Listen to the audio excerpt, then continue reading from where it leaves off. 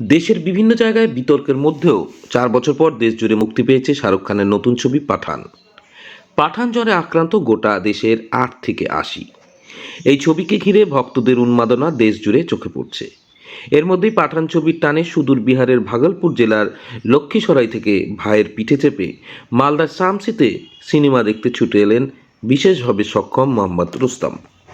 এমনই ছবি ধরা পড়েছে হরিশ্চন্দ্রপুরের এক যুবকের ক্যামেরায়। ইতিমধ্যে সেই ছবি এবং ভিডিও ভাইরাল হয়েছে নেট দুনিয়ায়। आप किसके साथ आया? क्या पठान देखने के लिए? आप चल सकते नहीं? उसके कंध पे उठ के आया। आपका घर कहाँ है? हाँ? कहाँ? लखीसर मालदा का भागलपुर का भागलपुर से आप आया ट्रेन पे और यहाँ से इसके कंधा पे उठ के। हाँ, ठीक है आप फैन हो शाहरुख का?